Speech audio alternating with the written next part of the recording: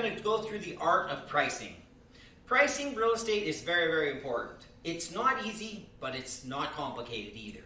So let's do it this way. Step by step is the way you need to go through. Just like everything else Floyd does, there has a step-by-step process you need to go through and deliver it. So first thing that I want to do is I want to look at, you're probably today taking a CMA with hopefully the expireds, the actives, and the solds, all part of what you're delivering, what you're doing, to an actual presentation. You're probably going ahead and highlighting, circling, underlining, and trying to emphasize the comparisons between the subject property, meaning the one that you're going to list, and all the comparables that you have brought with you. I'm going to ask you to please change that process. Here's why. Number one, what ends up happening is when you try to present a price to a customer and you're trying to, without better words, ram it down their throat, they decide that they don't like that. They don't want the situation to be forced on them as far as price goes. So what they do is they always reject that price. So many years ago, in my years of doing hundreds of listing presentations a year and carrying over 70 listings a year myself continuously, I know that this works. So here's a process for you to go through step by step to help you to get more listings with your price the first time. Here it goes. Number one, you do some of the same things that you did before. You go and get yourself, on average, I hope, I have my fingers crossed, you can find 5 expireds, 5 actives, and 5 solds as far as to go forward in your presentation. Now, what you're going to do is you're going to write on your talking pad expireds. Then what you're going to do is you're going to take out those 5 expired 8.5 by 11 sheets, one for each home that you have found, and you're going to give them to the seller. And you're going to say to the seller, Mr. and Mrs. Seller, let's work together as a team.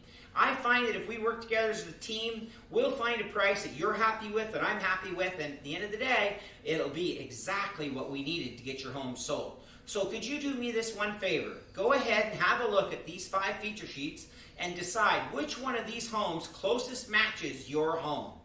While they're doing that, on your talking pad, you write down expireds. Now, you wait patiently, be quiet, until they hand you one. They'll say, here's one, whatever it is. So for today's discussion purposes, let's say they hand you one that says $650,000. So you say, fantastic, that's excellent. Now, could you do me one more favor? Could you go ahead and check which one is the second closest comparison? So they would give you another one, and maybe that one is 640 as an example. So you'd now have a range for your expireds. You'd write 650 to 640 on your talking pad. Now, next to that, your next exercise, of course, is to go to the next step. The next step is to do the actives. The actives are the ones that are, of course, very important because they're your competition. So give them the same five feature sheets again, give them to them and say, okay, could you do me this favor? Could you go ahead and have a look at them and tell me which one closest matches your house? So now in this example, let's say that they come up with one that is 610 and one that is 600. Well, again, you've written down actives and now you have written down 600 to 610 on there as your comparisons that you're working with now. Now, of course, you're going to go to the last step. That is the solds. Well, this is where the rubber meets the road, as they might say, because this is the number that's going to get you the home sold. So therefore, let's say that the first one that they pick says 585. The second one that they pick says 600. So now on your talking pad, once again, you have written down solds and you have put down 585 to 600. Now you've got yourself a range, a full range that has been picked. Now, here's the key, most important part of everything that we just talked about.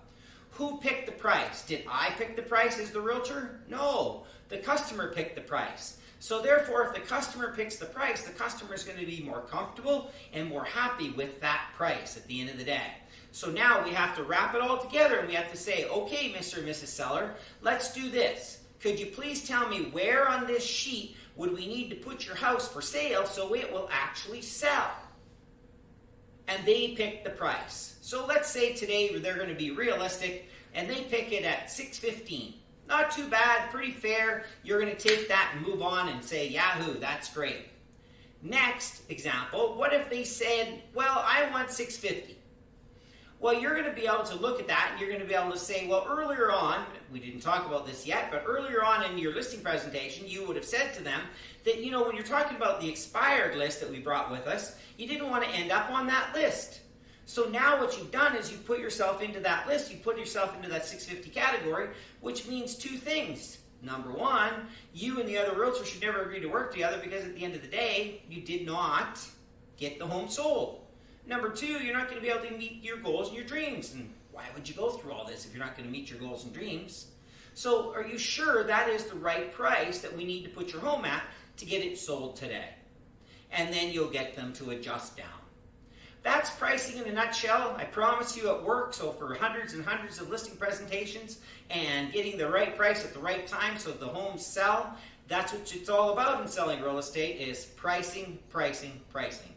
Thank you very much. Have a great day.